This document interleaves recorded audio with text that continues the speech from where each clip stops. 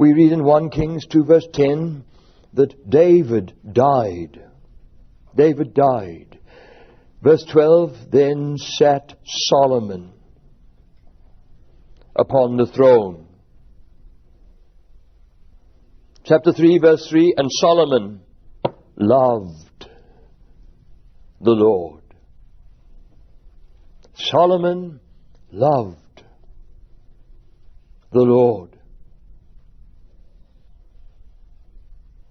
Walking in the statutes of David, his father. Verse 5, and the Lord appeared to Solomon in a dream. And God said, ask what I shall give thee. Ask what I shall give thee. Verse 9, and Solomon said, Give thy servant an understanding heart,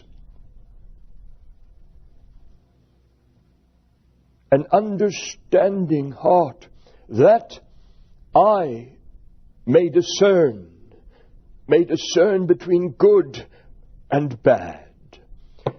That is, between good and evil, between right and wrong. Verse 10, and the speech pleased the Lord. That Solomon had asked this.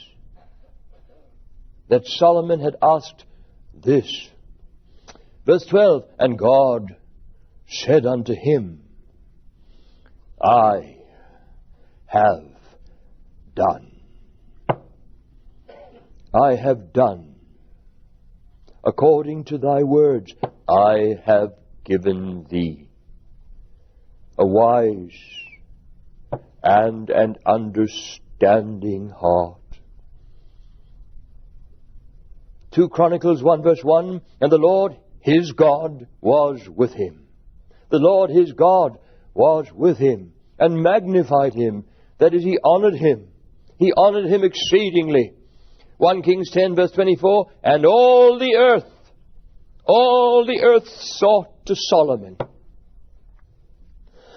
to hear his wisdom, which God had put in his heart. 2 Chronicles 9 verse 23, and all the kings of the earth sought the presence of Solomon to hear his wisdom that God had put in his heart. And the Queen of Sheba exclaimed in 2 Chronicles 9 verse 6, the half of the greatness of thy wisdom was not told to me. The half of the greatness of thy wisdom was not told to me. 1 Kings 10 verse 8, happy are thy men, she said. Happy are thy people. Happy are these thy servants. Verse 9, Blessed be the Lord thy God, which delighteth in thee, to set thee on the throne of Israel, because the Lord loved Israel. Therefore made he thee king. What an incredible beginning. What an incredible beginning. But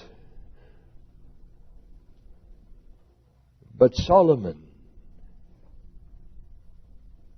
had a tragic ending.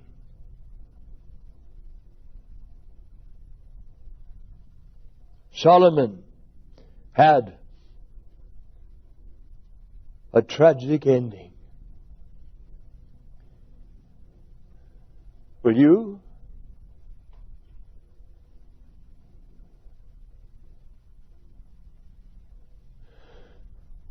Will you?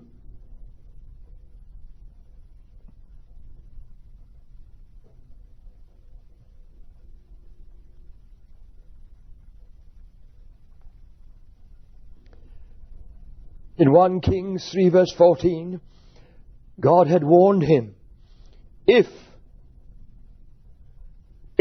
thou wilt walk in my ways, to keep my statutes and my commandments, then,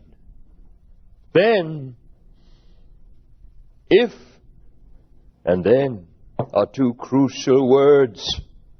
If and then are two crucial words strewn throughout the Bible, beloved. And none of us dare overlook that.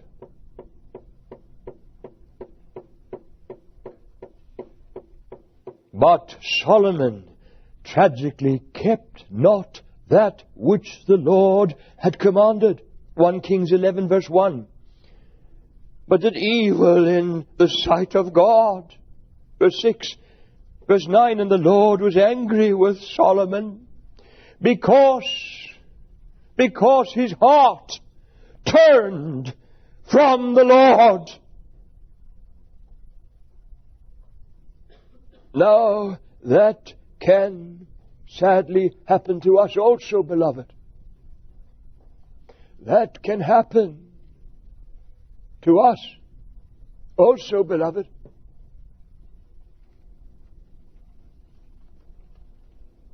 The Queen of Sheba had given Solomon this noble tribute. Happy are thy people, with thee as their king.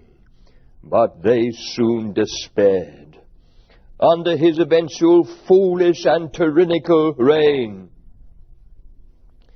At his death, a weary and disillusioned nation pled with Solomon's heir apparent, Rehoboam, Thy father made our yoke grievous.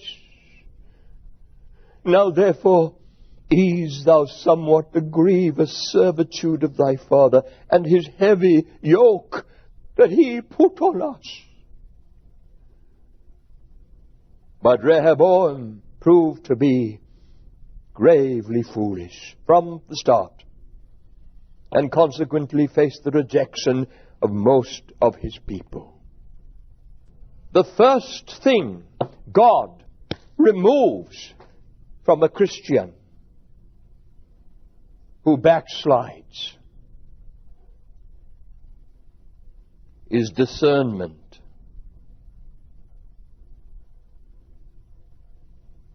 The first thing God removes from a Christian who backslides is discernment. That, I believe, is tragically what happened to Solomon, beloved. But why? Why did such a glorious beginning end in such shame? Why did such a glorious beginning end in such shame? Now the answer to that question, I believe, is given to us. The answer to that question, I believe, is given to us in the book of Ecclesiastes. The book of Ecclesiastes, which is a staggering sermon delivered to us by Solomon himself before his death. Ecclesiastes, literally translated, the preacher. The preacher, contextually meaning the preacher's sermon. But in essence, it was Solomon's shameful confession,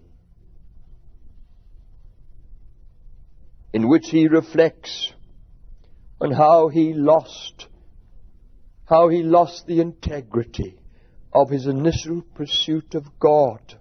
Have you?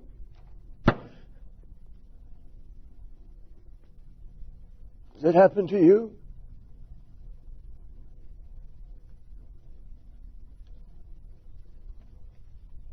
In chapter 1, verse 17,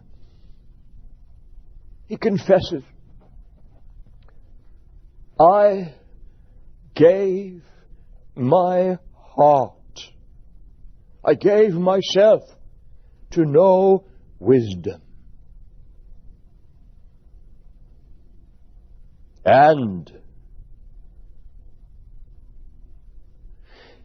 to know madness.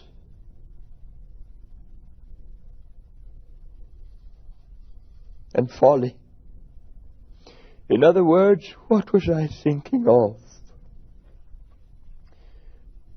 What was I thinking of when I buried integrity and single-mindedness in my pursuit of God? It was madness doing that. For it only brought shame and sorrow and weariness to my life. Now, the first thing he confessed doing, that he now realized was madness, was literal madness. The first thing he confessed doing that he now realized was literal madness was when he buried his initial pursuit of God-imparted knowledge in order to live a God-glorifying life. When he buried his initial pursuit of God-imparted knowledge in order to live a God-glorifying life and stooped to embrace a carnal pursuit of prideful knowledge in order to live a self-glorifying life. Chapter 1, verse 13, I gave my heart initially to seek and to search out by wisdom concerning all things. But then, verse 16,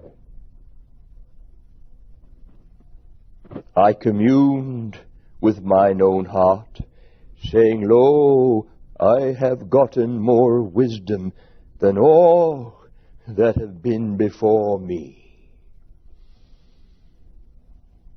Yes, I initially gave my heart to know wisdom, but then stooped to what I now realize was madness and doing and folly. And in chapter 12, verse 12, he sorrowfully cried out in disillusionment of making many books, there's no end. And much study is a weariness of the flesh. Much study that was not sought for edifying, but self-glorifying, swiftly became a weariness of the flesh to him. So the first thing he confesses, having tragically stooped to, that he now looked upon as madness doing, was when he buried his initial transparent and humble and noble pursuit of God-imparted revelation and knowledge in order to live a God-glorifying life, and foolishly embraced a prideful pursuit of knowledge in order to live a self-glorifying life. And in doing that, he lost every intention of implementing or living those God-imparted truths. I want to repeat that. In doing that, he lost every intention of implementing or living those God-imparted truths. And we all must beware here, beloved.